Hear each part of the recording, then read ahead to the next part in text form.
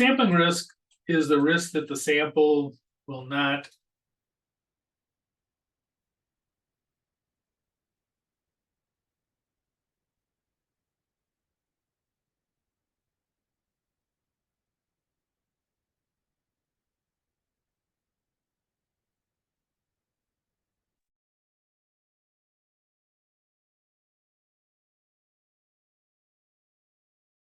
sampling risk. It's a risk that oh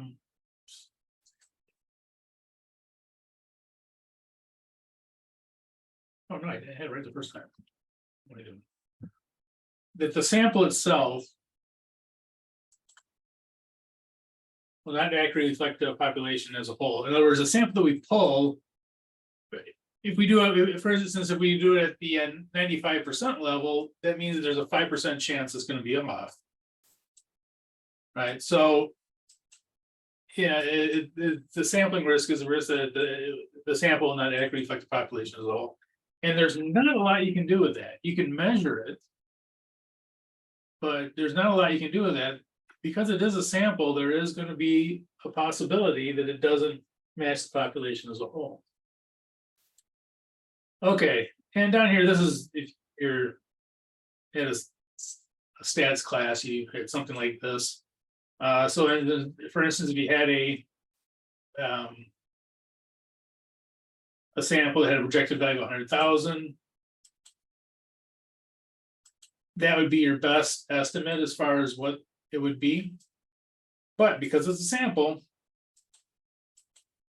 it's possible it could be off by more.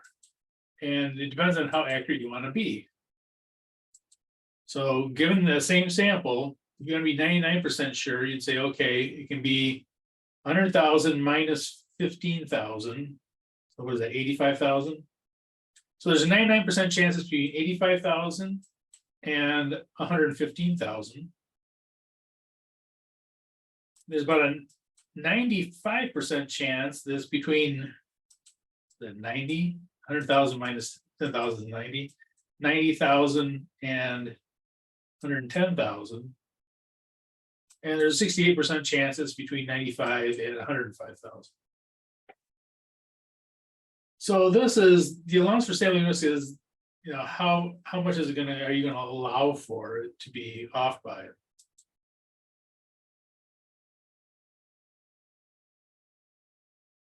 Okay, so sampling risk.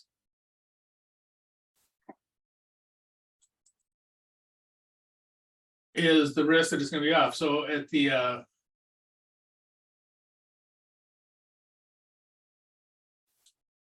95% level that we have up here, the two standard deviations.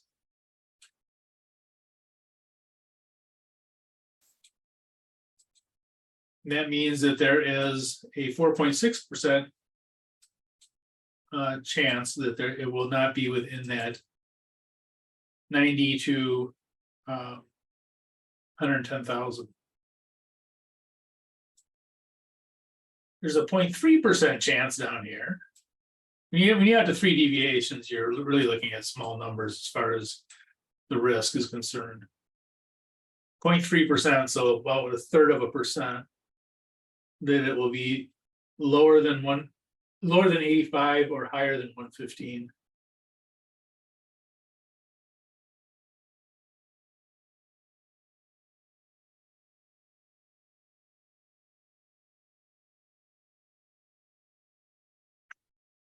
Okay, so this is the kind of the summation of what we're just talked about here. For the same sample size, a lower sampling risk will have a higher allowance for sampling risk. So you see that here. A lower sampling risk means that there's going to be a higher allowance for the same sample. You know, if you want to be 95% sure, it's plus or minus 10,000. If you want to be 99.7% sure, you plus or minus 15,000. Now, a larger sample size can reduce the sampling allowance and the allowance for sampling risk. What generally happens is the larger the sample size is, this bell curve thing kind of tightens up when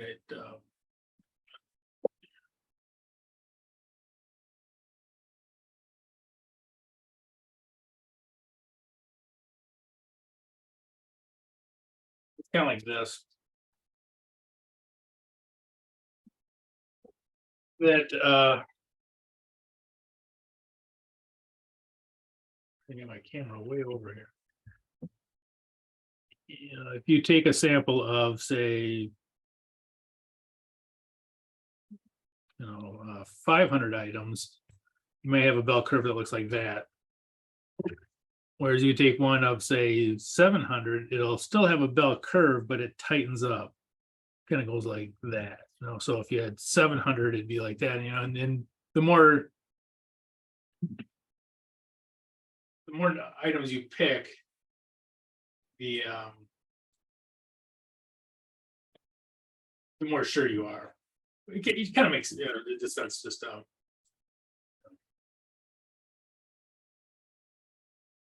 intuitively it makes sense. The more items you pick, the more sure you are. Okay, test the controls. Okay, so test the controls. This is when we have we're testing to see if the controls can be relied on.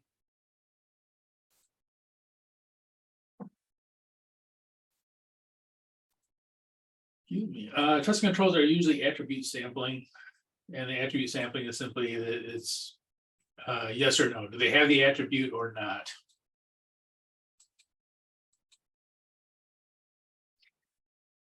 And for example, a client may have a control that requires 2 managers' signatures on checks written for more than $5,000. Okay, so 2 managers have to sign off if there's a check for more than $5,000. And by the way, why do you think they have, that's not me, but why do you think they have that control?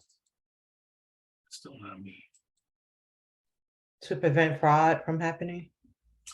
Yeah, the idea is that if you see larger dollar amounts going out, to keep fraud from happening, and just to make sure that everything's on the up and up, and that this is reasonable and all that. And two, just having a control like that. Remember that we talked about the fraud. Well, I don't know. We talked about the fraud triangle in here. I can't remember, but one of them is that opportunity, and if you have a control like that, it's it would make it less likely that someone would try to say steal $5,000 more from a check somehow. Okay, and or it makes people think more about larger items that they order. Okay, so auditors would take a sample. I don't know why I say would. Auditors take a sample of checks written for more than 5,000 and determine whether they have 2 manager signatures. Each check would be determined to either have 2 manager signatures, a yes, or not have 2 manager signatures, a no. So it either has 2 or it doesn't have 2. It's the only 2 choices we have. Okay, auditor chose a sample of 200 checks. The auditor allows for an error rate of 7%. So that's how much the auditor will be okay with. The allowance for sampling risk is 2%. Okay, so this is kind of like up here. This thing, they're gonna allow it to be these 2 waiver up to 2%.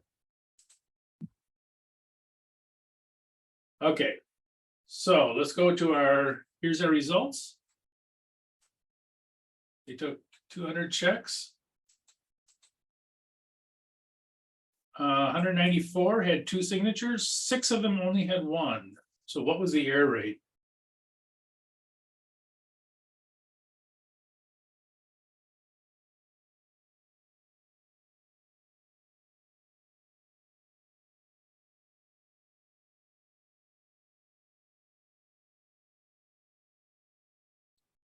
So would you take the 200 divided by the 194?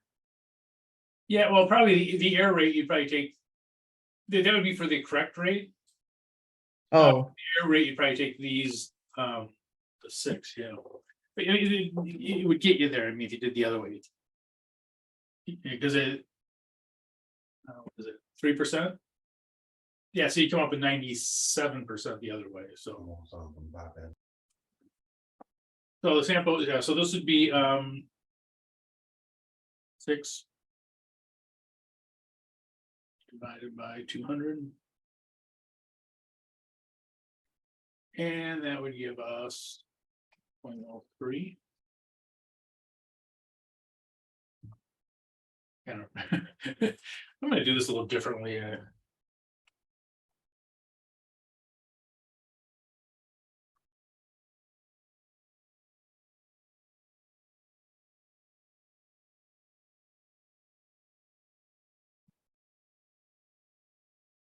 Okay, so we have an allowable error rate of 7%. So we're saying, okay, if it's off by 7%, that's fine. If it's 7% or less, it's fine. Our sample error rate was 0.03. We change this to 0.0. Maybe I won't.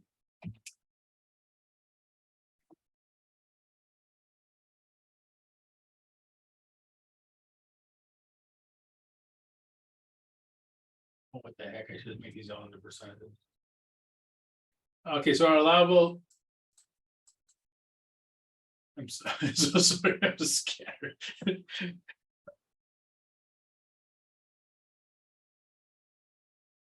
So 0.03 or 3%. How about this?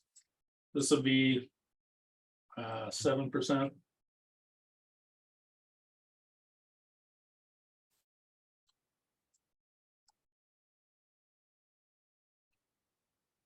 So our sample error rate was 3%.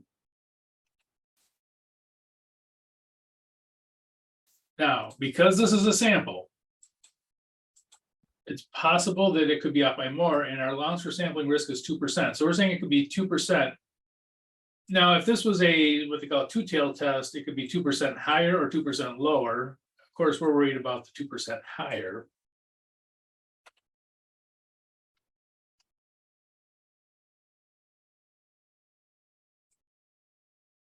So the upper limit, based on our test, the upper limit that we would have is an error rate of 5%.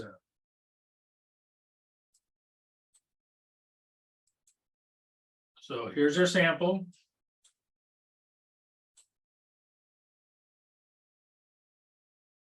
And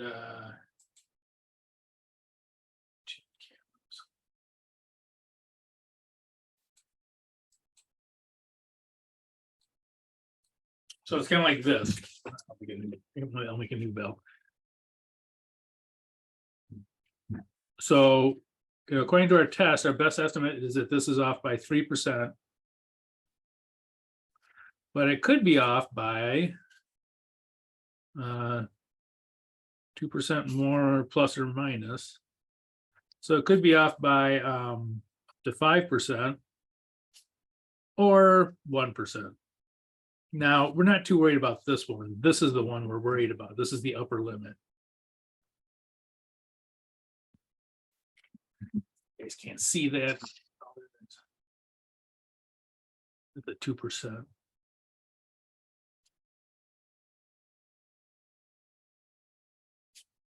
It depends if it's a one-tailed test or a two-tailed test. There are different ways to do it. But anyway, so this is our allowance.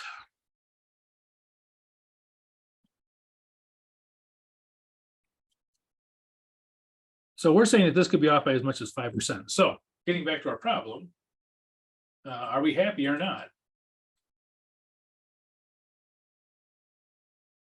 We're saying that the most it could be off by is 5%. Our allowable rate is 7.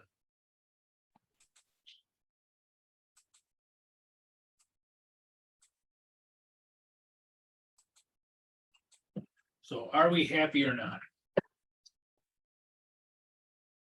Yes. Yep, we're happy. Because this, is less than the 7%. So we can rely on the controls. We decided that if there was the level rate is 7%, and if it's 7%, we could rely on them. The results good with the auditors, when the results of the test controls with the auditors rely on the assessed controllers for the client, yes.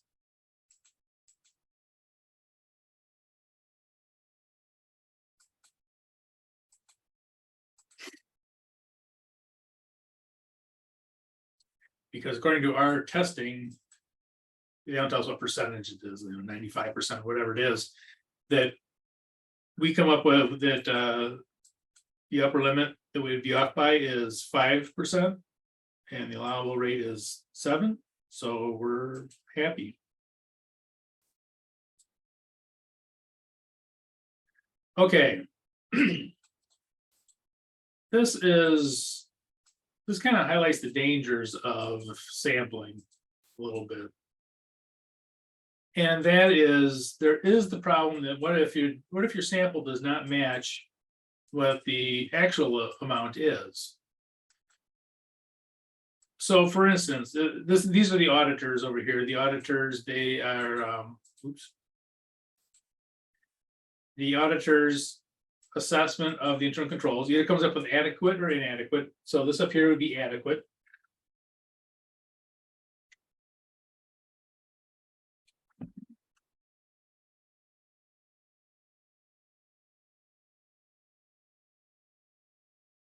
You know, if you think they're okay, then they're adequate.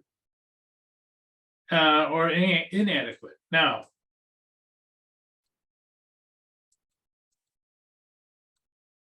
if the auditors come up that their controls are adequate, and they actually are adequate, then this is a, let's say a correct.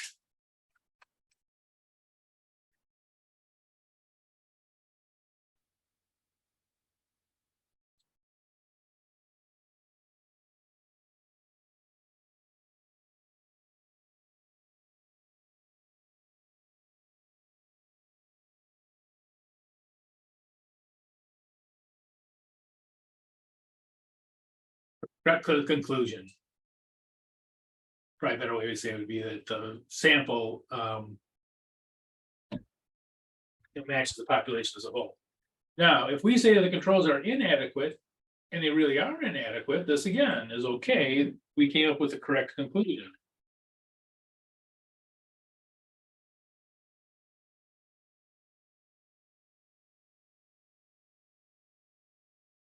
Now, the problem is these other two areas.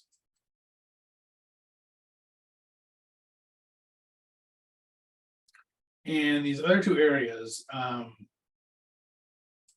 if they're inadequate, and they actually were adequate. So we do our testing, and we say, oh, these are inadequate. We can't rely on these controls. Well, actually, they have good controls, and we could have relied upon them. Okay, so what will that show? This is an incorrect rejection.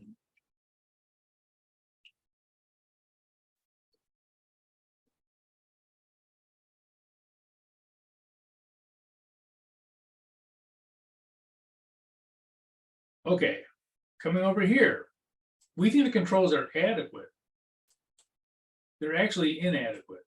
So we think the controls are good. They actually aren't. We do our testing, whatever happens, our testing, we pick a bad sample, whatever it is, and we think everything's okay when it's actually not. This is an incorrect acceptance.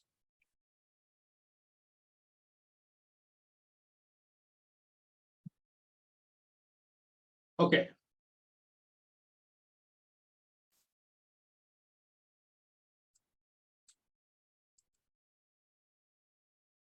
Between the incorrect rejection and the incorrect acceptance, which one of those is the worst?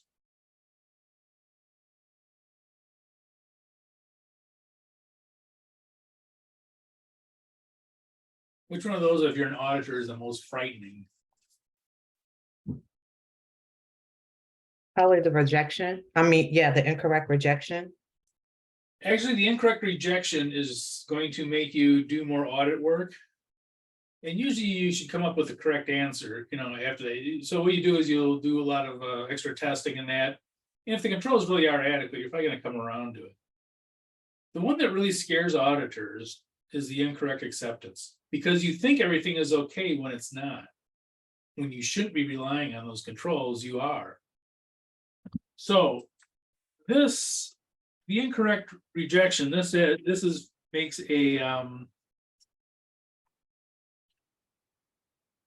an inefficient audit.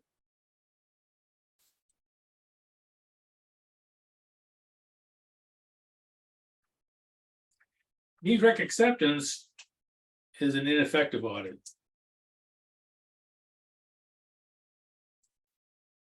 So, this is inefficient. You're gonna do a lot more work. You're gonna come around to the right, conclusion for the dollar amounts and all that. You're probably gonna do a lot of extra testing that you really didn't have to do. But you'll get there. So this is an inefficient audit. But this ineffective audit, this is the one that scares them. This is when you think everything is okay. And it's not. Hey, it's underlining it, or how do you spell it? Oh, I left off an F. Sorry about that.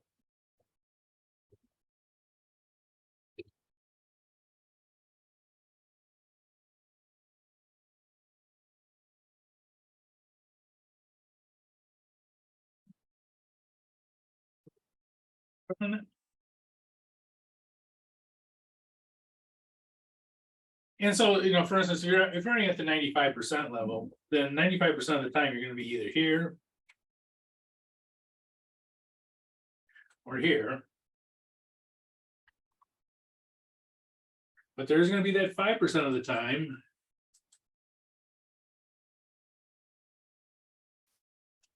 you're here or here.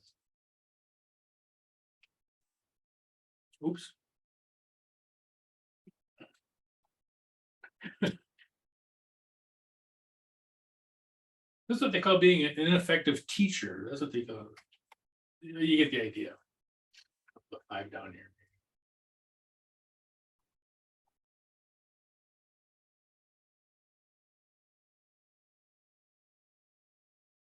Okay, so you're at 95% level, then you're gonna, but there's gonna be at 5% of the time where you're gonna be in one of these two areas. Okay.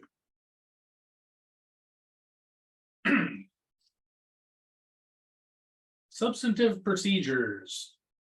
So here we do test of controls, and the test of controls tell us kind of what kind of substantive testing should we do. We do the test of controls to see if where the problems could be.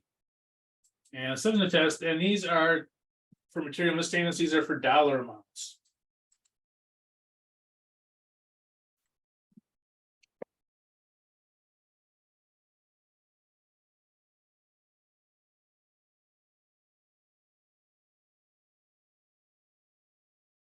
Test of controls cannot find the you can't find the material misstatement generally with those. Substantive procedures where you find the material misstatements. So these are for looking for material misstatements. So test controls tell you where to look, and then you look there and see if you can find them.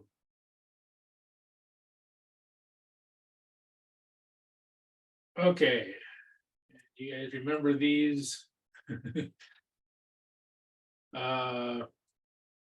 Like a long time ago now. Classical sampling and the monetary unit sampling. Those are the two methods.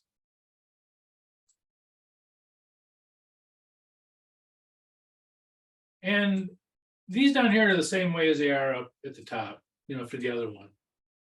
That there's a danger of, actually, the danger is a little bit more down here, and I'll explain that one in a second. So not materially misstated, you come up with the correct.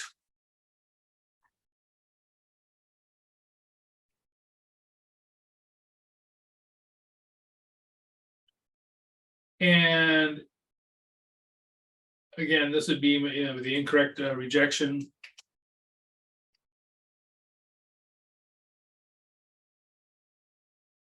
And incorrect acceptance.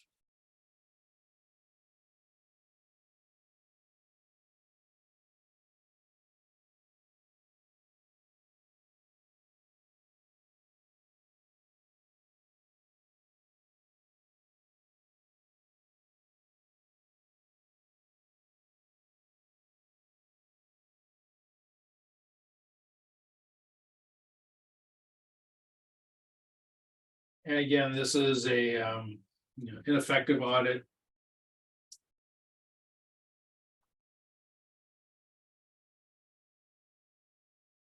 And this is an inefficient audit. And While we don't like being inefficient is a whole lot better than being wrong, so. Yeah, it's basically the same.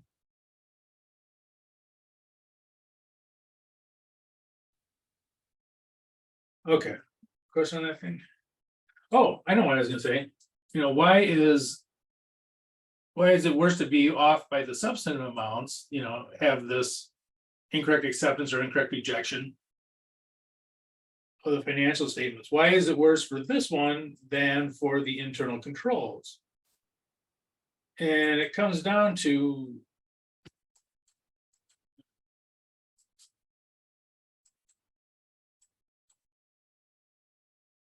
this, if your internal controls are off, it doesn't necessarily mean the financial statements are misstated. You know, okay, there's a problem with the internal control, something's not being done right. Excuse me. That doesn't mean the financial statements are misstated. It means there's a greater possibility that they are, but it doesn't necessarily mean that they are misstated. You know, so the company can have completely terrible internal controls, but their financial statements can be fine. Yeah, you know, it's not ideal, obviously, but you get the idea. Whereas if the dollar amounts are off, that's the problem. You know, you're not going to get sued because, you know, the internal controls were bad or whatever. That's not usually what you get sued for. You're going to get sued for the financial statements being off. So the dollar amounts being off, the substantive testing, that is more of a worry than this one, than the test of control. What did I do here? Then the test of controls. Okay. Suppose the initial test of controls indicate the controls cannot be relied upon. What should the auditor do? So for example, let's say the allowable rate is 7% and the upper limit is 9%. So you cannot rely on the controls. What are you going to do? Are you going to increase the test of controls or increase the substantive testing?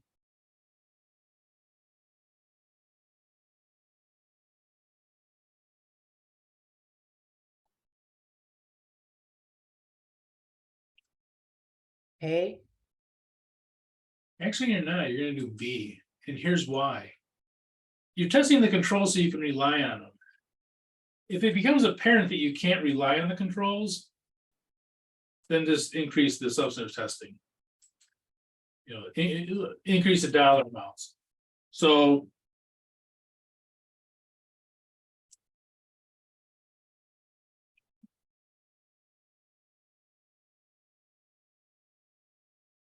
you know, if you, so let's say that you're going to take, so you plan on taking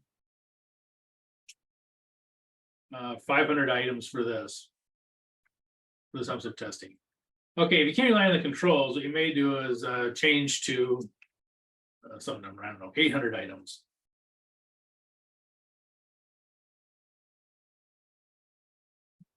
So you're going to increase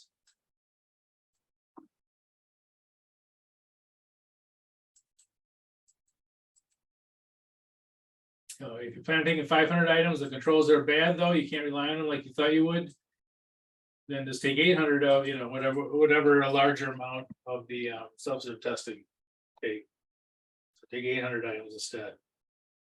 Because again, you can't rely on these anyways, there's no reason to keep testing them. And by the way, if you do a test of controls and they're way low, or maybe they don't have any errors, I've been seen places that are like that, they don't have any errors. It's possible you drop the substantive testing down. If there's a less likelihood that they're going to have problems, you can reduce the amount. Okay, let's save that. And we're done with it.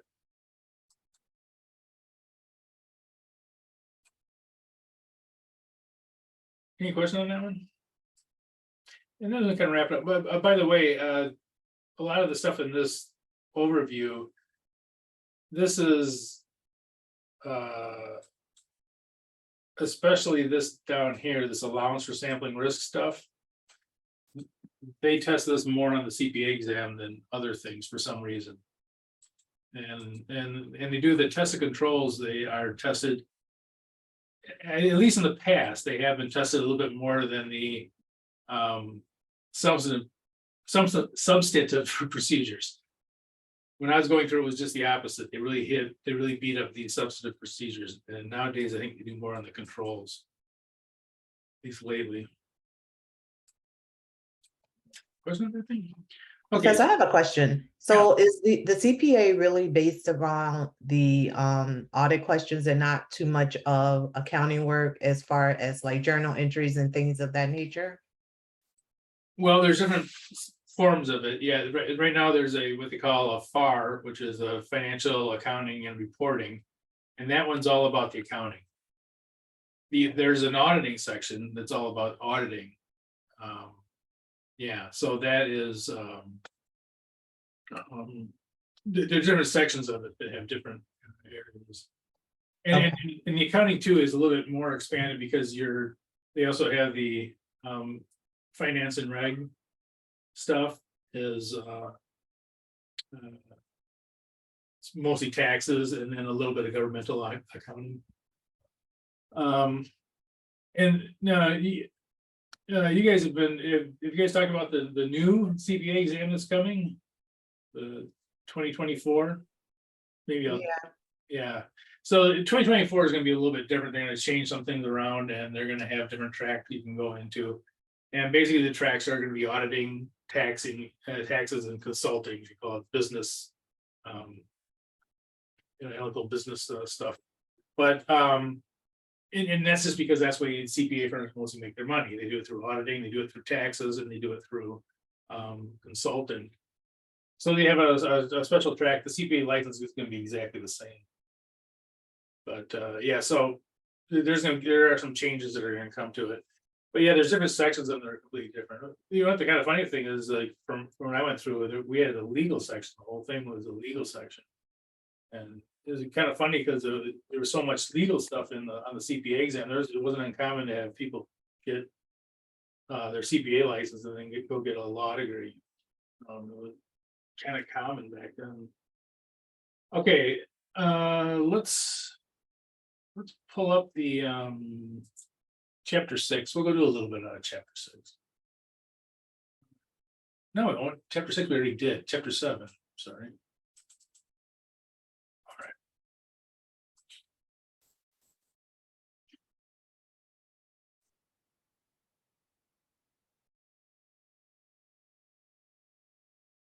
And chapter 7. Professor, did you email us that? I think I did. Yes. Oh, okay, thank you.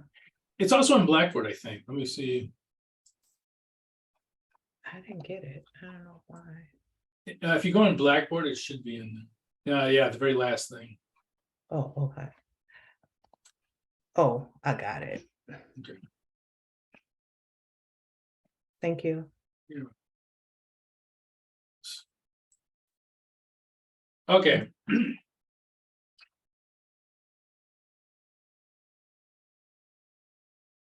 The most important thing for internal controls, we'll talk about kind of the one that most people think about is internal controls is to prevent fraud. That's a big thing.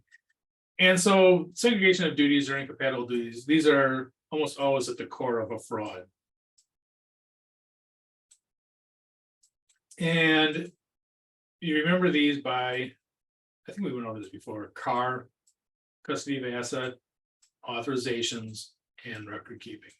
So custody of assets is just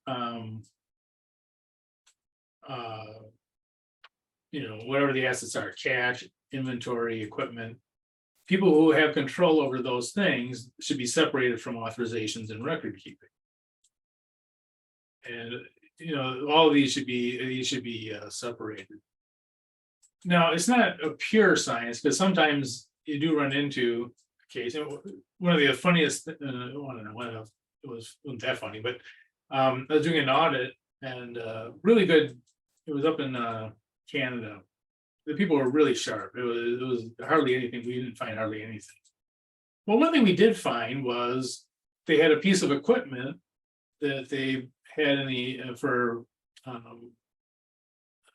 writing checks that needed a repair.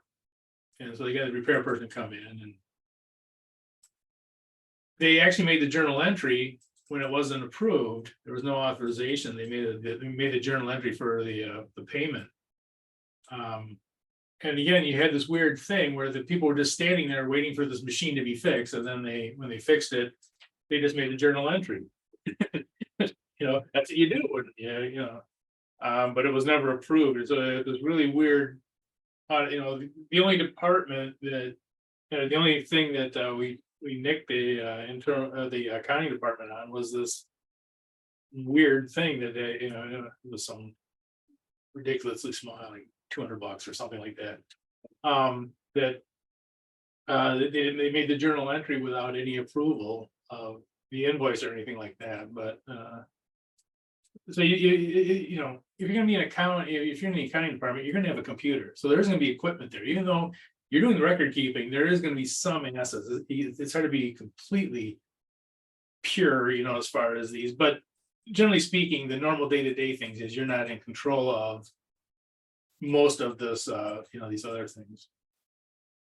Okay, so one of the things we do is go through here and see which Professor, can I just interrupt you? I don't believe we finished chapter 6 handout. we did. We did not. Okay, let me go back to it. What was I doing? I gotta go to a different week.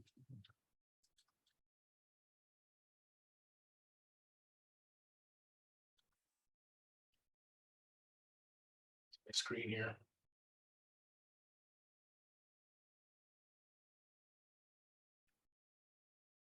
Handout number 2 maybe.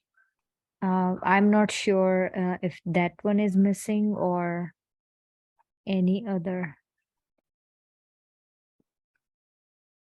We didn't finish.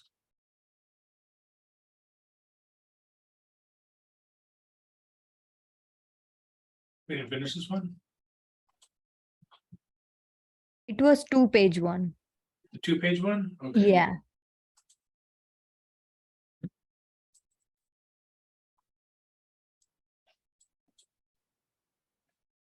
No, I think that one we finished. I don't think we finished the handout, the planning, the chapter 6 handout planning. Because I remember last week we went through we stopped at if I'm correct. The total. No, I guess we have done that because I already have submitted it on Blackboard. So For chapter 6, the handout? yeah. I Okay. didn't do much on these last ones here. Maybe I have to just go back and figure it out. Okay, no worries. Well, there's not much to it though. At the end here, there's not much. I don't think we did too much with it. This is kind of definition stuff. There's not too much. Oh, okay, that's probably what it is. Okay, no worries. Yeah, I think we did, because this is a review. Yeah, so this is, if you want to get a screenshot, I think these are the only things I wrote in there.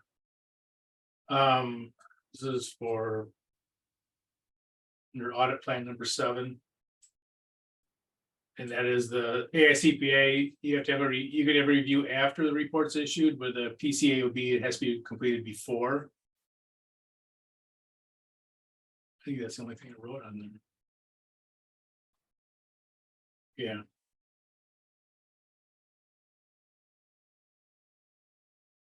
You're gonna get a screenshot of that. That's the only thing.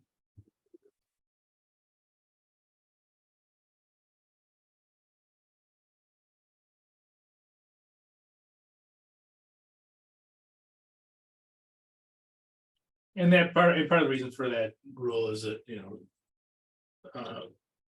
publicly traded companies are usually a big deal, and that's you're talking about large dollar amounts with lots of investors and all that kind of stuff. So they want you to have your ducks in a row before you put it out. Okay. So let's see, number 7. So segregation of duties. So we're gonna kind of beat this one up a little bit, because again, a lot of times whenever there's a problem, it almost always comes back to these. There's these three things that need to be separated that aren't. Okay. Amy is the accounts receivable clerk. The mailroom delivers the customer's checks to Amy every morning. Mary applies the checks to the customer's accounts. The checks are then given to the cashier for depositing. Which incompatible duties does Amy have, if any?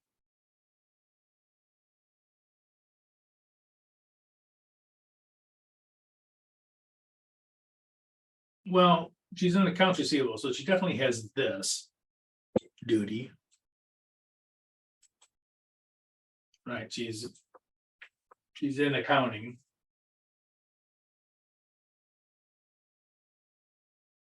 Is there any other duty that she has that's incompatible?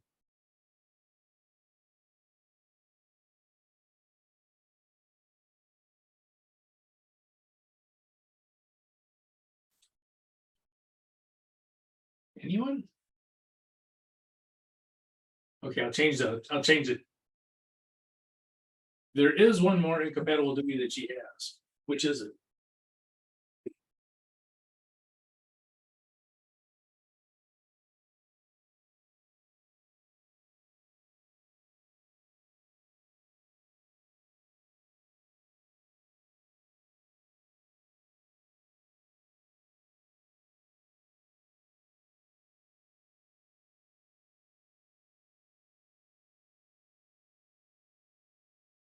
Somebody, just take a guess. Flip a coin. Oh, chat.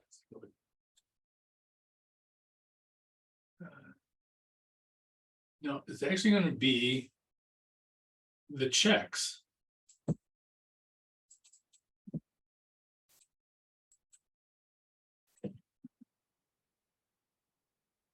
What did I make a mess of?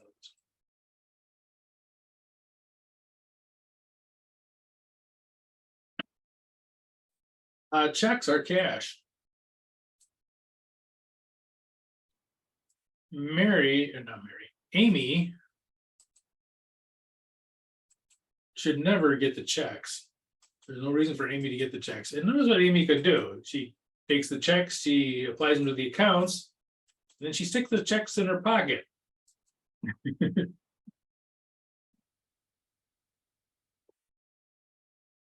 That should be a period there. Okay. So this is the problem. So Amy has custody of the cash, and now again, this is a problem with incompatible duty. Doesn't necessarily mean it's happened, but it does allow for the possibility of problems. And notice that something like this it's very hard to find. Customer's not complaining. The places has less cash and they're not sure why, but it's when you get these incompatible duties, a lot of times it becomes very hard to figure out what's going on. Okay. Bill is a customer service manager. Bill goes through all of the returned merchandise and determines if it can be resold. Items that can be resold or returned to the sales floor. Items that cannot be resold are listed and scrapped and disposed in the garbage. Kind of funny way to write that. Which incompatible duties does Bill have?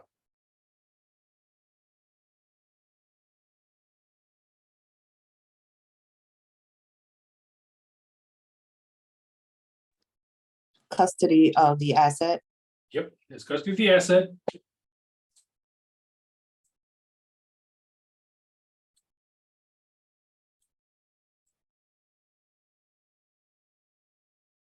Here she has one more.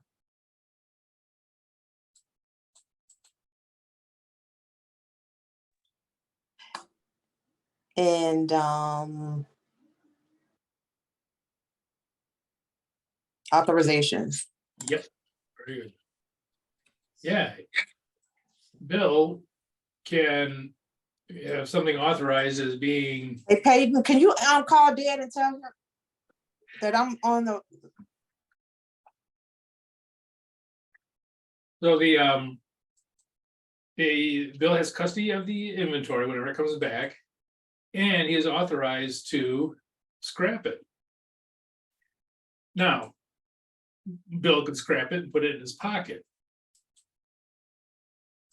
You know, that's the problem with this. Not that Bill's actually doing that, but that is one of the problems you could have, though. This is a incompatible duties. So if something, is on the list to be scrapped, then somebody else should take care of that and have control over that asset. But yeah, the authorization of scrapping it should not be with the custody. Okay. Kathy works in the Treasury Department of ABC Corp. Kathy creates the payroll checks every month and mails them to the employees. Kathy does the bank reconciliation for the payroll account every month and sends it to accounting. Which incompatible duties does Kathy have, if any? Okay, well, checks are what? The same as, Cash, custody of assets. yeah, so she definitely has that, and people in Treasury do have custody of cash. They have to, they have to write the checks.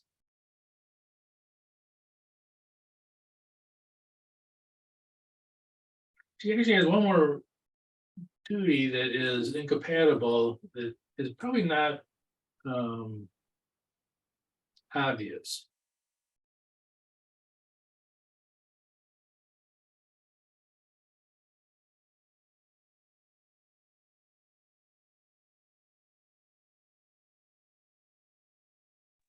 The record keeping, accounts Yes, payable. good. The recount, the bank reconciliation should not be done by, who was this, Kathy?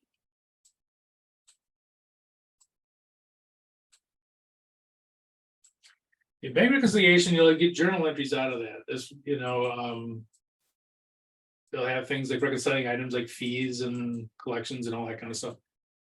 Those should not be done by Kathy. Kathy has control of the asset, checks.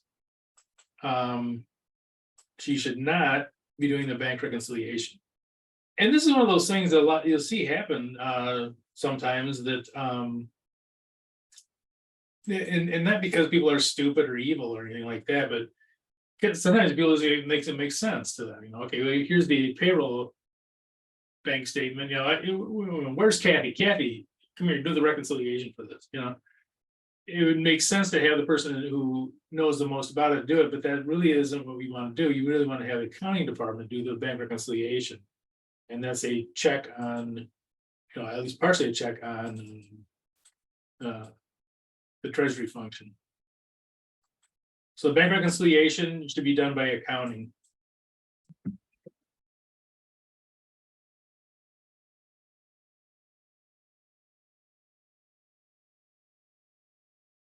Oops. Counting. Olu.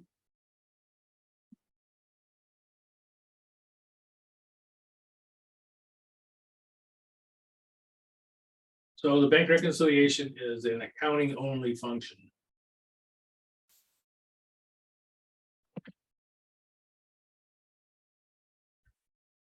Okay, Dan is an accounts receivable clerk. Dan applies the payments received to the customer's accounts and writes off any uncollectible accounts. Which incompatible duties does Dan have? Now, notice Dan did not get the checks. This isn't like the first one you did. This one, Mary got the checks. So Dan's not getting the checks. Most likely it's coming off of a list of checks that were received, and he'll work off that list. Well, he's in accounts receivable. So what automatically Recording, record keeping. Yep. Record keeping. Sorry. Yeah, no, record keeping. So he's definitely in accounting. Record keeping. He has one more duty that's incompatible, though. Author. Yep, good. He is authorizing write-offs. And notice, he could be writing off his sister's account, his brother's account, his account, so this idea that, that he had the record keeping and then writing off authorization is also, those are incompatible. You basically have people buying stuff and then never pay for it because they didn't write the account off. And it's very hard to find, because it's not gonna be, no one's gonna be looking for it. Okay, let's stop here. Good stuff.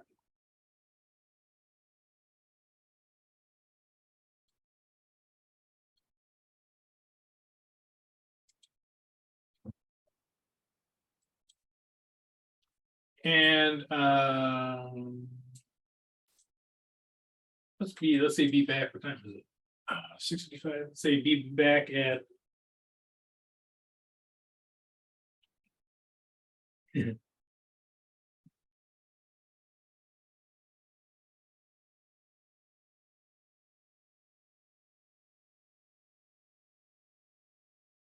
And we're gonna do the Anthony case.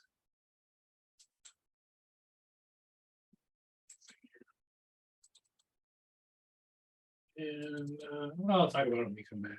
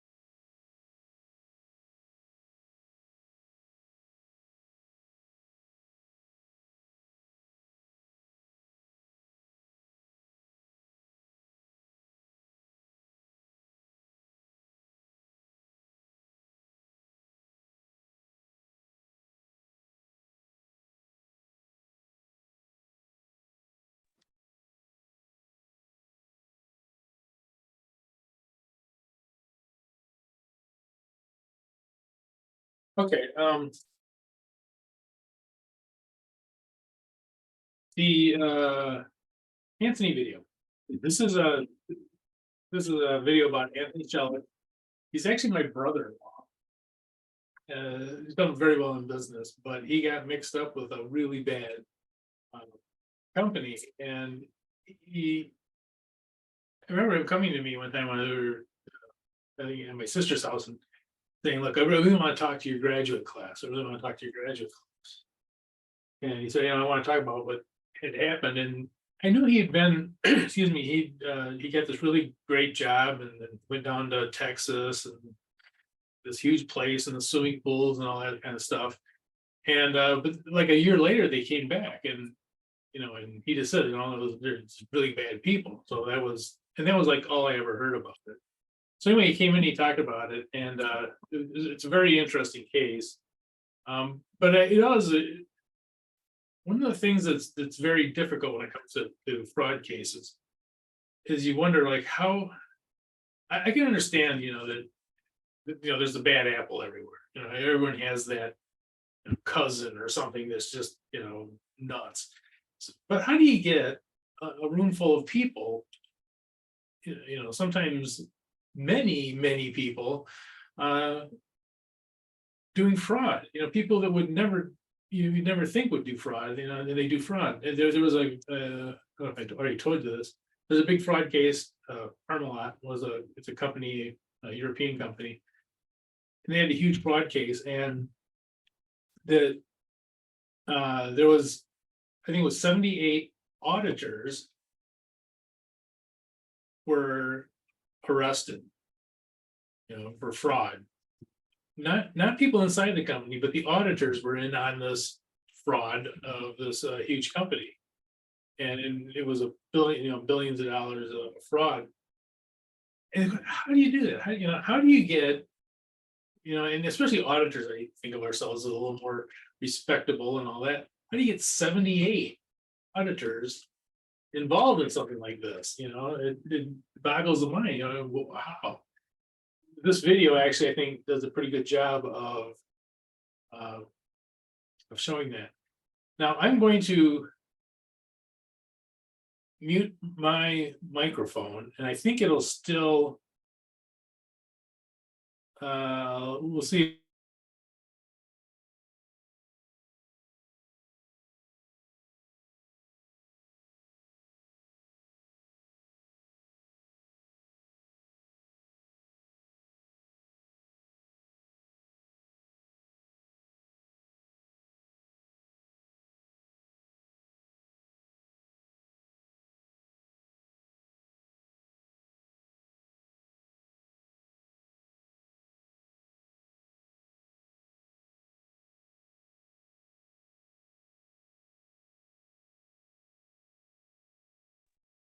Professor, we cannot hear.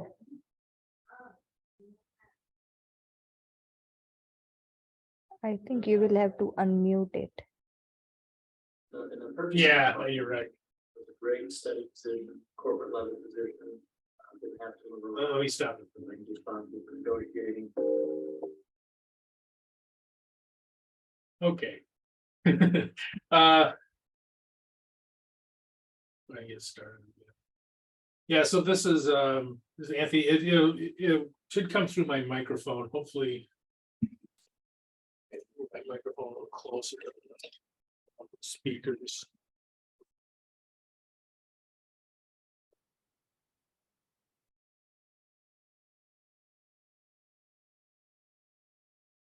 Sorry about that.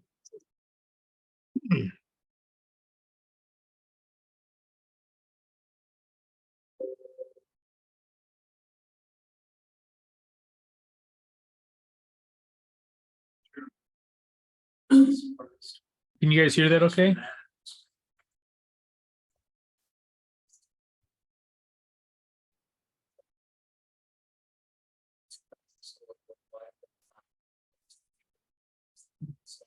I can't hear it all.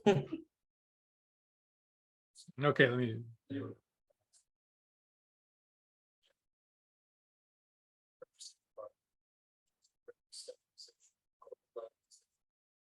Oh, responsible for negotiating. At the end of my 16 years there, with over $1 billion of merchandise a year, and I was one of many people there. It was a very large organization, but it had only grown since I left. It was privately held. Can you guys hear it now? Yes, but can you start it over, please? Yeah. Okay, thanks.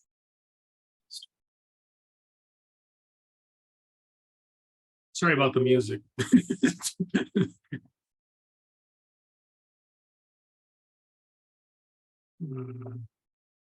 Sure. That newspaper after I graduated from college and started off. What would you start? Probably 2,000 stores worldwide at that time, but just a few here in the US. They had just started. Started out as an assistant manager, and the manager, district supervisor. They were growing fast. They needed young, energetic people, and ended up in the purchasing department. It was a great steady position, corporate level position. Didn't have to move around. $60 of merchandise, and I was one of many.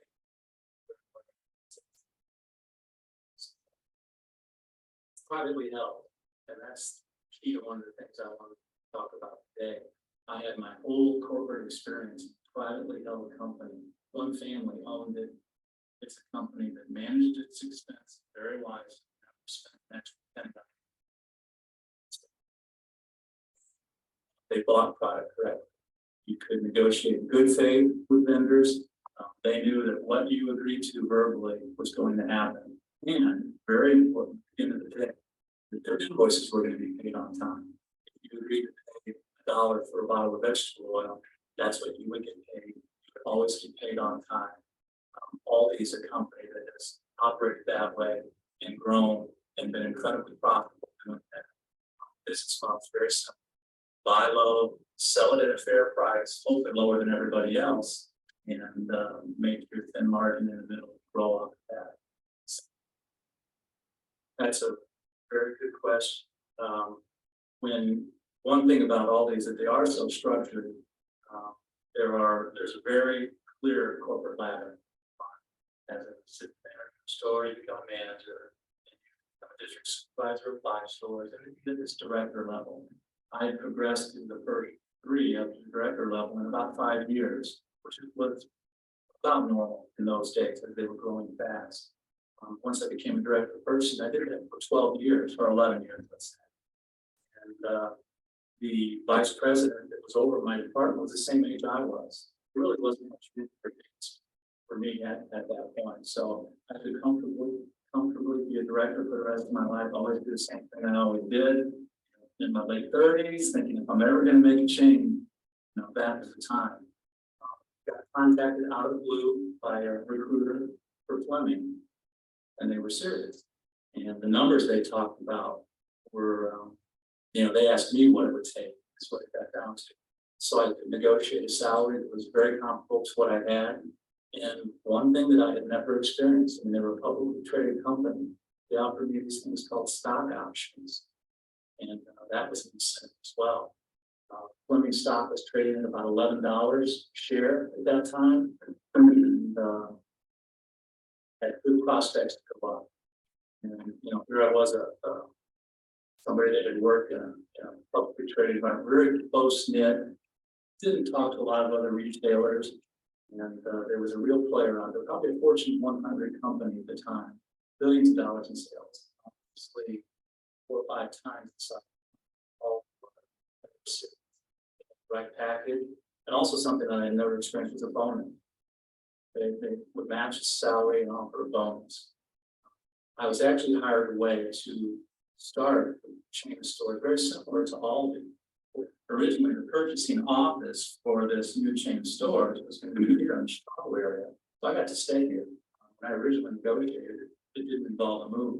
I know it could happen, but they allowed me the freedom to set up the corporate buying office for this chain store anywhere we wanted. And fortunately, one of the executives responsible for this program at Fleming lived in the Chicago area. He wanted to stay also. So we set up an office in Northbrook, and I worked out of that office for a little over a year before it it closed. It's a cost cutting measure to close that and take all of the purchasing into their corporate office.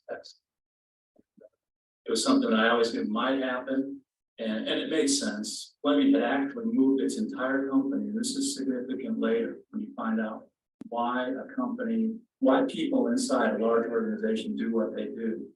Everybody from Fleming moved from the previous corporate headquarters in Oklahoma City to Louisville, Texas. The whole company moved. At least huge warehouse space, like an industrial park, and it became a corporate office for Fleming. But everybody working for Fleming in 2001, 2002, until they went bankrupt in 2003, were located in Louisville, Texas, and nobody was there originally.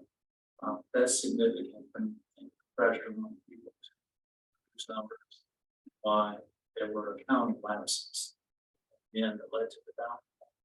The first meeting I had with Mark Hansen, I talked about why you would make a change, going from a little privately traded company, getting flown on a corporate jet down to have dinner with the CEO, and he's got this vision for a new store. And I asked him how he's going to fund this. I'm funding that like that, over $1 billion in debt.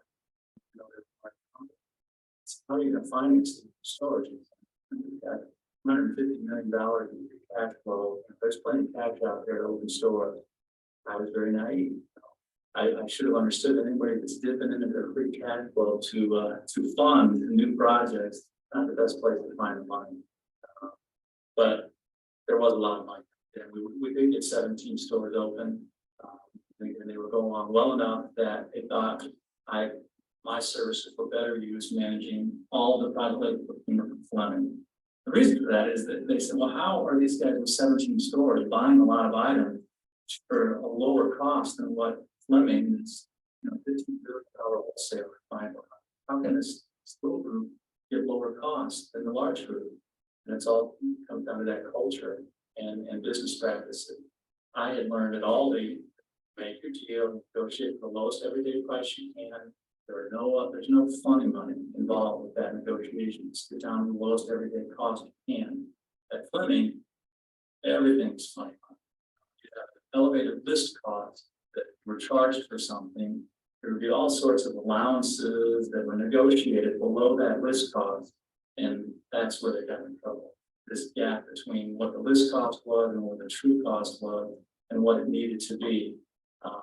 It took a lot of energy for the buyers to negotiate that. It was a whole different mindset for them. So they said, look, the guys are running the S-less, I have a private label, we're gonna let them be vice presidents of private label for all of Fleming, and they'll buy for the whole state. So when I went down there, that's what my new position was, vice president of private label. It was 2 weeks until as I'm sitting in meetings, these guys were not good business people.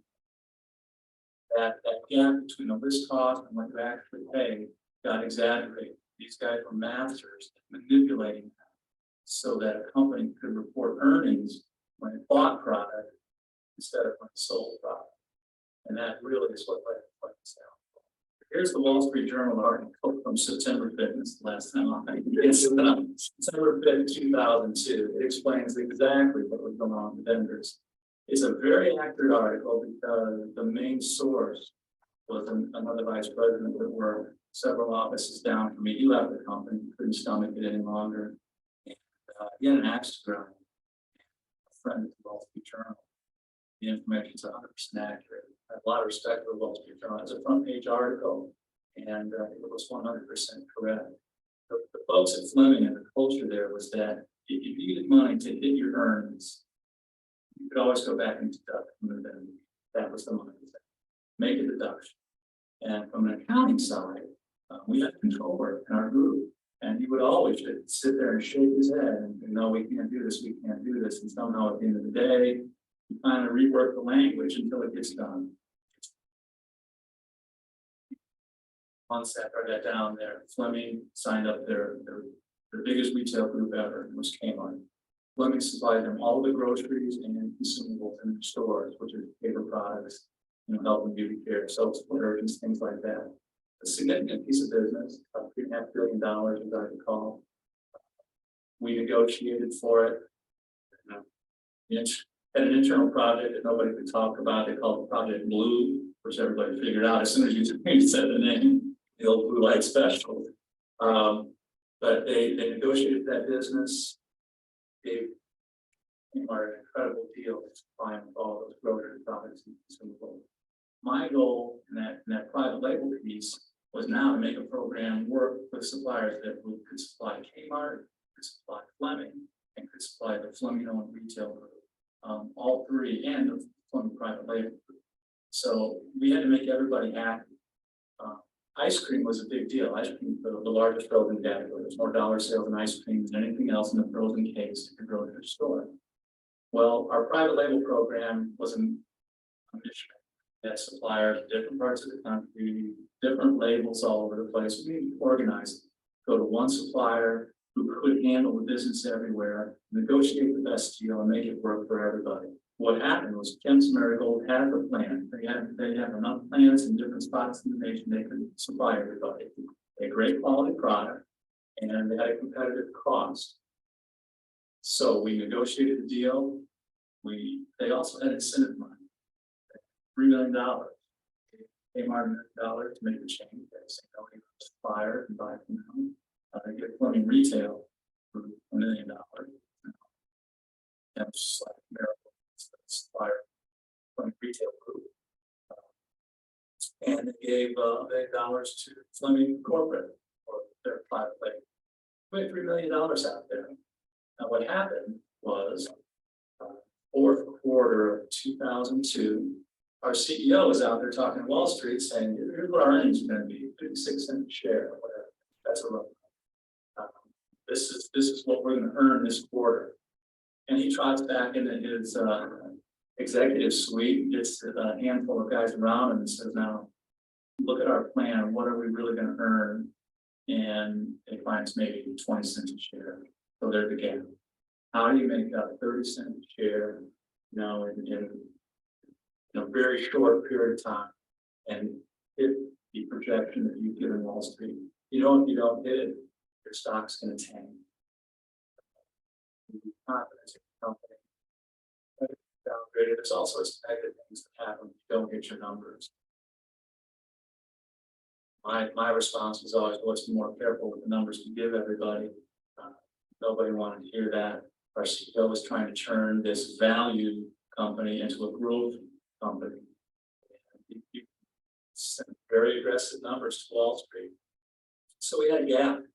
And what happens is Phil Murphy would come back from that meeting and say, okay, here's our part of what we have to fill.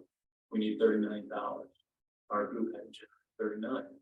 Okay, there's about 12 of us, and roles comparable to mine. What are all the deals you've got out there? And one of them that I put up on the list was, I said, well, we have this $3 million from Kemp's Marigold. We've been working on for almost a year. The money's right here. It's cash. The money's there. But the question is, how do you account for that? That's an incentive for a program that's happening now and in the future. How do you book that as income? Can the answer I was told 3 times was no. You can't book because you have to take into future earnings because it's for a program going forward. So Phil Murphy said, well, call it a rebate. Call it a rebate for business. We did a little business already. Not everywhere, but we had done some business with it. So call it a rebate.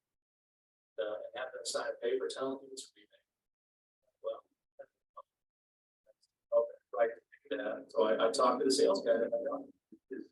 Is something.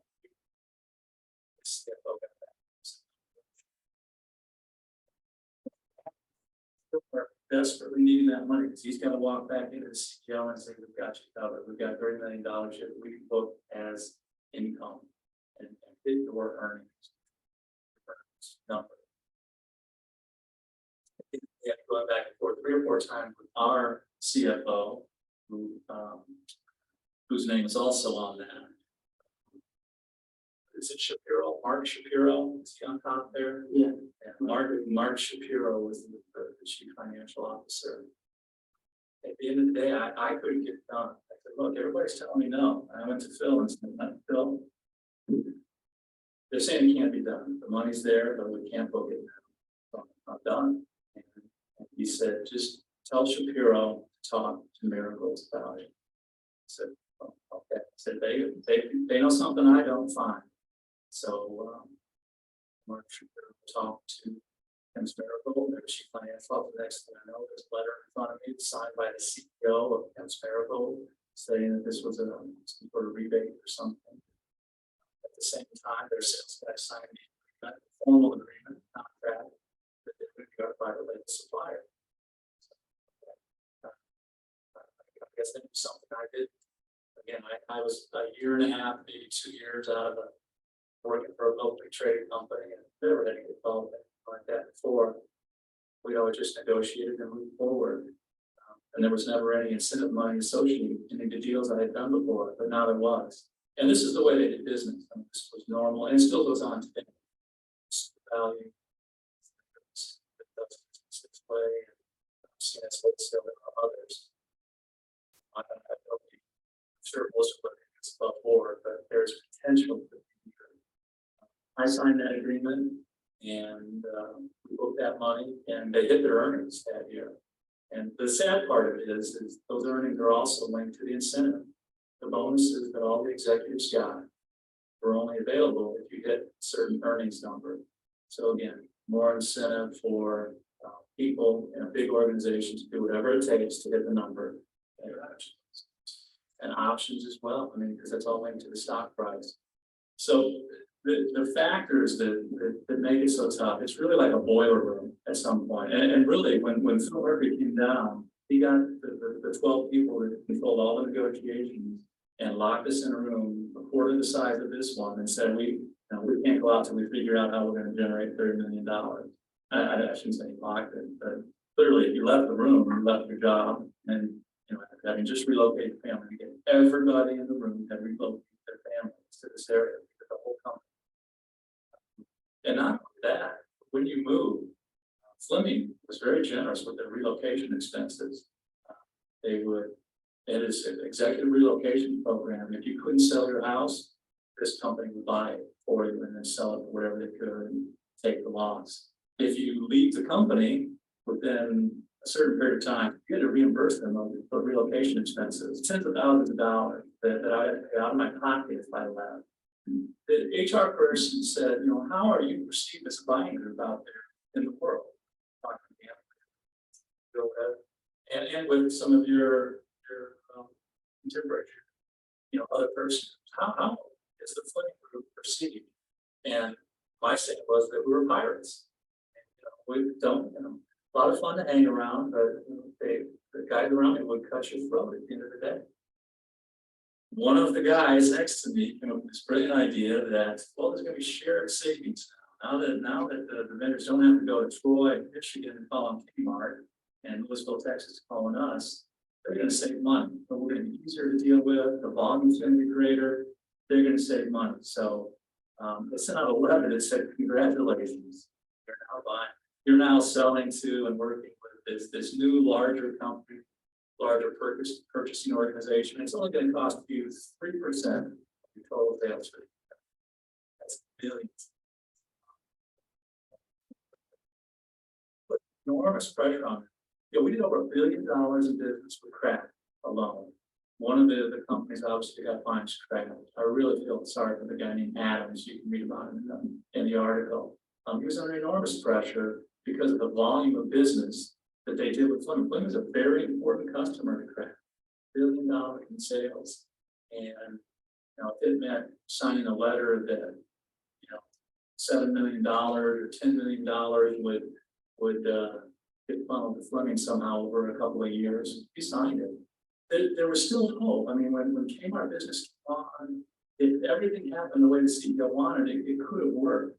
I mean, look at what Sears did with Kmart. Work when they just got together and made it work. But for us, it didn't. It just did not work. I could see it going bad. I was tired of being. The company was using my credibility that I had worked hard for over 16 years with all and doing clean business. They spent my credibility dealing with vendors now, where I would sit with somebody face to face at a desk, and I couldn't tell them that everything was going to be handled. couldn't tell them that their bills were gonna be paid, those deductions were gonna be repaid. My word didn't mean anything to them. And I would just tell them, look, you know, we're all in trouble, you know, this is not gonna work, you know, if you wanna get those paid back, I don't think you're going to. What happens then is if they still wanna do business, that's a big if, it'll be at a higher cost. You know, whatever you're taking from them, they're gonna add back to the top line cost, because they're getting money at the end of the day. It's a really vicious cycle that, as you know, elevates the cost, makes Fleming uncompetitive in the marketplace. And at the end of the day, $150 million in cash flow that Fleming was so proud of, it went away. Because these vendors said, we can't handle the deductions anymore. It's not working. We have to put them on cash. For a company. As soon as you start having to pay for the product before you receive it, your whole cash flow goes away. One of the yellow flags that went up early for me when I was running those 17 stores, yes, last, it went the invoices went through the Fleming accounting system. They had a computer program that figured out how long they could stretch vendor. I had no idea, couldn't believe it, and it was really based on feedback. Well, how many days is it before this vendor will call me and ask for his money? Okay, it's due in 30 days, but I haven't paid in 45. When do I get that call from them? And they recorded it. Each time they would record. Okay, so this person doesn't care until 45 days. So they would just never pay for 45 days. If you weren't sitting on top of them, things wouldn't get paid. So yeah, they definitely stretched that as far as they could. If you think about that $15 billion company, that's $41 million a day in business. And that's literally what crushed me. And when you can't buy products because you need cash in advance, and your customers are clamoring for it, you're out of business. And Fleming literally went out of business because of that. So they couldn't have profit.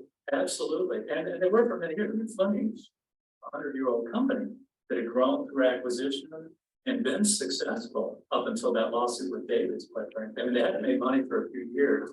But when Hanson was there, they reported their first quarterly profit in 4 or 5 years. And yes, they could have made money the right way. But his vision was to not just have a value stock, you know, not just to be one that languished out there and just kind of safe and comfortable. He wanted growth.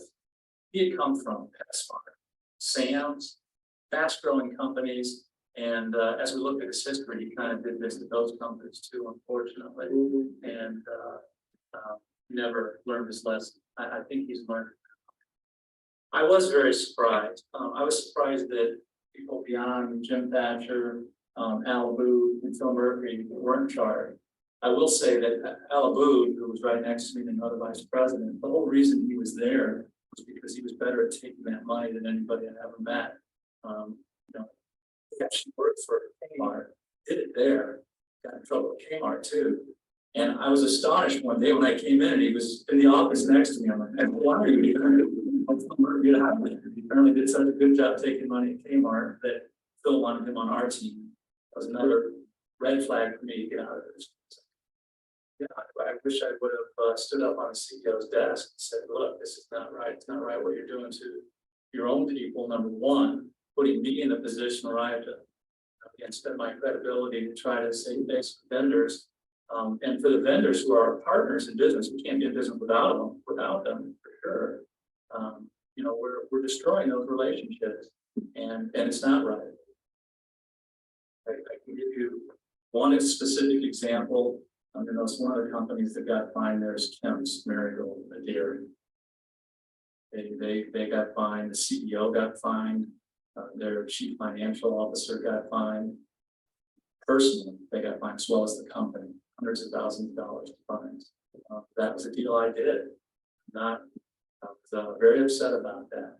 My resignation letter to Phil, I worded it carefully. I was an English major in college before I started working in the grocery business. And one of the things we use when we analyze poetry, we talk about the gap between appearance and reality. Somebody wrote a poem. And to me, that's what I saw. There was a huge gap between the appearance that the CEO put out there and the reality of how the business was And I told Phil that I could no longer willingly suspend my disbelief in the way the company was being run. And it's true. I said, yeah. Because you would sit around and look at each other, see the way you're doing business, just shake your head. And you have to willingly suspend that disbelief to operate in an environment. It's too obvious. That's too obvious. Business model is not working, at least not the way the CEO was describing it to Wall Street. We're this big growth vehicle, we're going to be profitable. It's not. We were scraping for every penny. Another startup opportunity in New York became available. Once again, we could set our office, corporate buying office here in Chicago. So we got the team that put the S-List store, several of us back together to open other chain stores in the Northeast. I was excited about that. Negotiated a fair salary, no bonuses, no stock options, just it's a private company, just one guy. The document that none of you ever want to see again and ever want to see your name on is this, my subpoena from the SEC to testify. They'll pass that around and make sure you never see one again. But the bottom line is that it's very easy to testify in front of the SEC. You tell them everything that happened, exactly why it happened.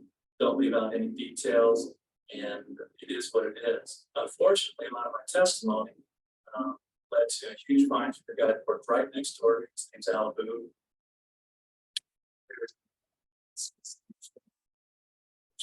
Those guys. But I reported to Phil. Alibu was the vice president, just like I was, worked right next to me. You don't live it, feel it, and you know, you would never know. You can read about it, but it just it overtakes your whole being at some point. You're right. So, like I said, at the end, it made me stronger. I certainly learned a lot. They also wanted to know a lot about the CEO. One thing I'm truly amazed about is that Mark Hansen, CEO, has in charge. But it's very difficult. You know, I have sympathy for the SEC if they go after like Ken Lays of the world, Bernie Evers, it's very difficult because these CEOs never send an email. They have assistants and they do everything in meetings and it's all verbal, it's never taped. But the direction is completely clear. They're walking into the meeting, they come out with their marching orders. Each senior person has to contribute a certain amount of money so they can get the earnings and stuff and Wall Street about. None of that is in writing, other than the notes the guys take who were in the meeting. So I had to say, yes, when Phil came out of his meeting with Mark Hansen, this is what he can come back to us with. We, you know, make $30 million here, hit the number. What you really judge on is what you do and not what you say, which is right in some ways, but for a CEO who never does anything himself, he didn't sign anything documents except Sarbanes-Oxley. Sarbanes-Oxley came out. We were all, and it's an interesting sidelight. We were like, is he going to sign it? Is he going to sign it and say, yes, I believe all this information is 100% accurate? He did. He did sign it. And I always thought that would come back to Montana to say that to the best of my knowledge, all these things were accurate. It's just like news. And it's hard. It wasn't accurate. It's manufactured. And it's so interesting when I heard Ken Lay, who would just insist on his innocence. I was just, you know, what we did wasn't wrong. Yes, we did all of that. Yes, we created these subsidiaries and put the debt all over there, but that wasn't wrong. It wasn't wrong. They convinced themselves that what they're doing is right. When I listen to some and read some of the quotes that Mark gave to Wall Street, that, you know, the deductions that we have with vendors aren't out of line. It's in the Wall Street Journal article. It's not out of line with what the industry standards are. It's a certain percentage of sales. It's always like that with every wholesaler. They convince themselves that what they're doing is right, that it's okay, and that it's just a way of doing business. There's just some sort of a mental illness almost when it comes to that. CEOs get it sometimes. They're frightening to watch. I walked away from big bonuses, just doing what I did. The other guys that stayed, even a few months after I was there, I was 2 months away, I think, from a full year's bonus, which for them, again, was too generous, almost 80% of the salary. I didn't want it. Who would want that? So I wasn't going to stay on. And I would have continued to do what I was supposed to do, which was to put together the best deals for the company that I could. How they were accounted for, I did kind of mentally separate myself. I had to. All I could do is what I knew was right every day, negotiate for the best quality products at the lowest price. Simple. That's what I'm there for. How you want to account for everything else, I just kind of wash my hands. That's kind of the mode I was in right at the time I left. I would have found something else. That was not sustainable. The guy that worked for Fleming for probably 27 years, was a merchandise manager there, and he stayed right till the end. It was horrible for him and his family, knowing that this 27-year career he had, and probably his retirement, account with the company was all in jeopardy at that point. I mean, his wife actually had some mental problems, and she committed suicide the day they went bankrupt. It was really, really horrible. There are personal tragedies involved when things like this go on.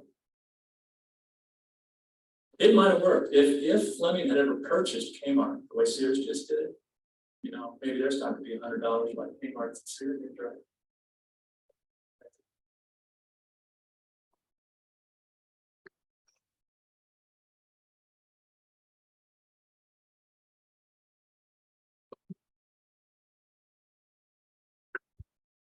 Okay, so that I think it knock it off video.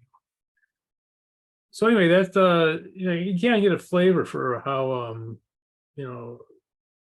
kind of what it's like, to be in a place like that. So let's go through these. So what was the first company Anthony worked for? Aldi, Aldi. Yep. Second company. assistant manager. Yep. Yeah. And second company? Fleming.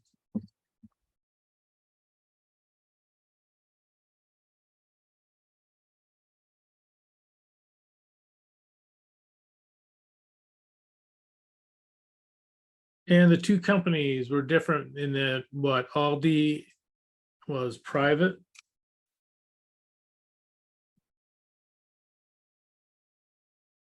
Oops. Something over here.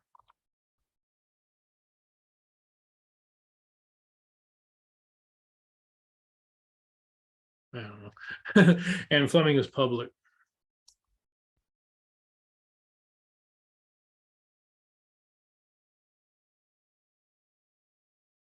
Fleming.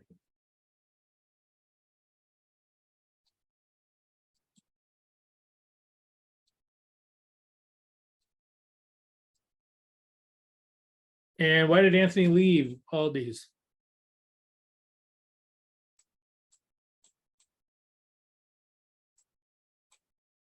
I honestly couldn't hear the video all the way.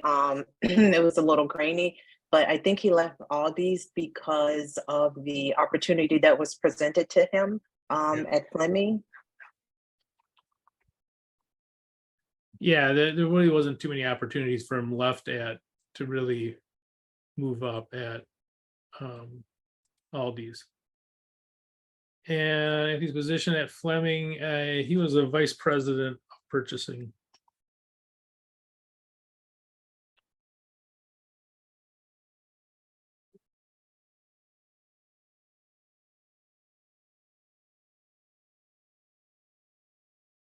And what pressure caused the fraud to occur?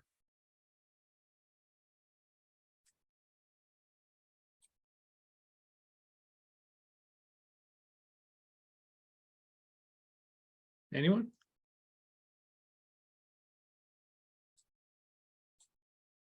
It was an estimate that Mark Hansen gave to Wall Street.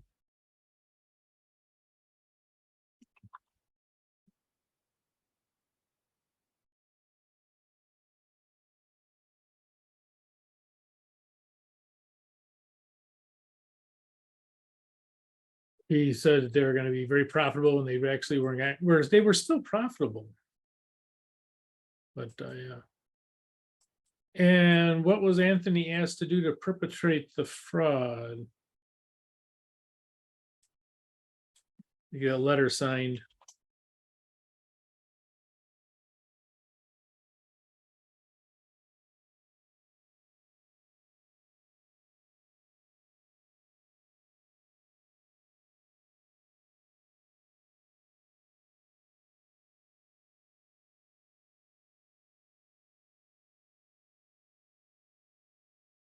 And why did Fleming go bankrupt? They ran out of cash.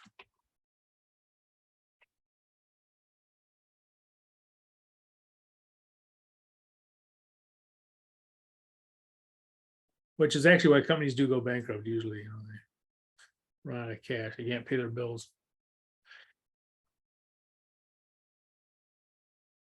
And here's the weird part, oops.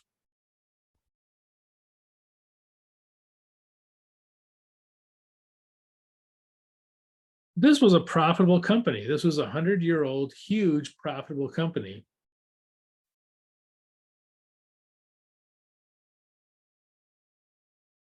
Tens of thousands of employees.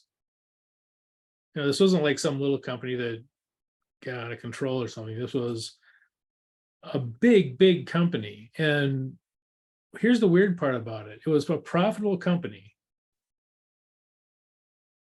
that went bankrupt because of one person's estimate given to Wall Street.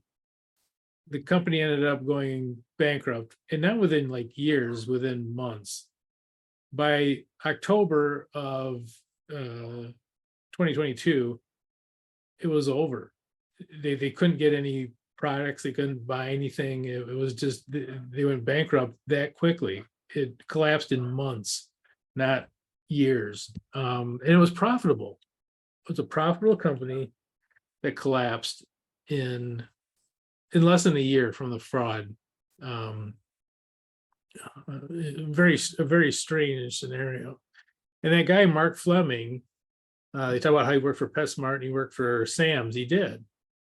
At PetSmart, he kind of did the same thing, almost sank PetSmart. Stopped paying the vendors. The shelves started becoming empty, and you know, they let him go after like a year. And he did the same thing at Sam's.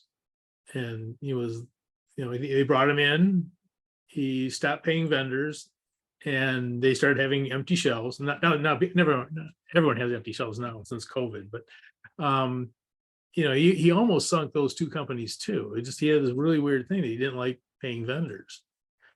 But he's actually sunk it. And I don't think he was ever you know, allowed to run any other company. Professor, can you go back up to six? I got cut off. My Wi-Fi is acting up tonight. Okay. Yeah, 6 is an estimate given to Wall Street. You don't have to put that who made it, but it was Mark Hansen, but yeah, the CEO. And again, you know, that guy, he just hated paying vendors. And it's a very strange trait or whatever. And again, he literally almost sunk PetSmart, and he caused havoc at. He didn't almost sink Sam's, but he caused enough problems that he was there for about a year and then gone. And why wasn't Anthony charged? So all these people are charged with stuff, but Anthony wasn't. And that's because Anthony couldn't get that letter. It's not in there.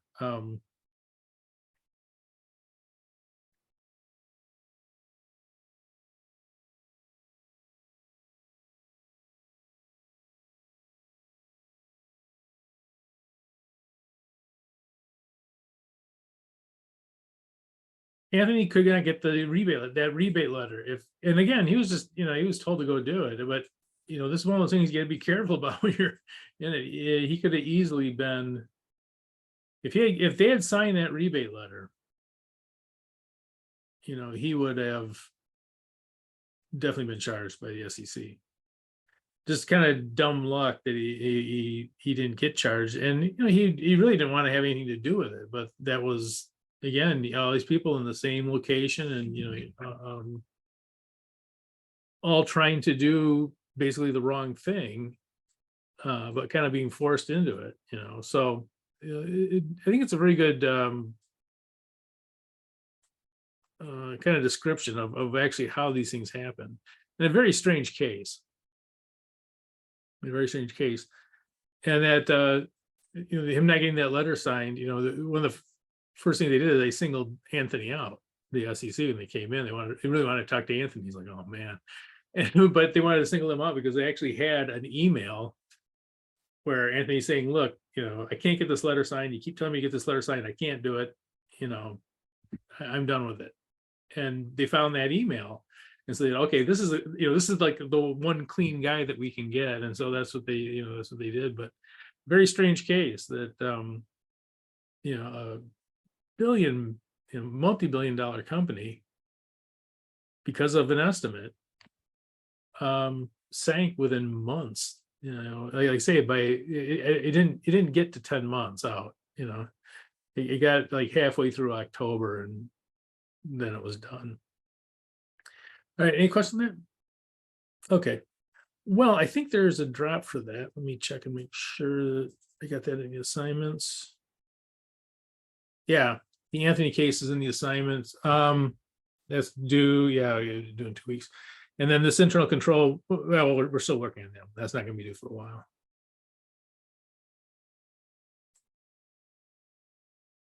Okay, any questions on anything?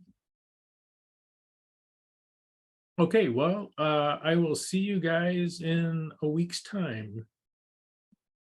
All right, have a good evening. Okay, thank you too, Professor. Have a good evening. Hello, you too.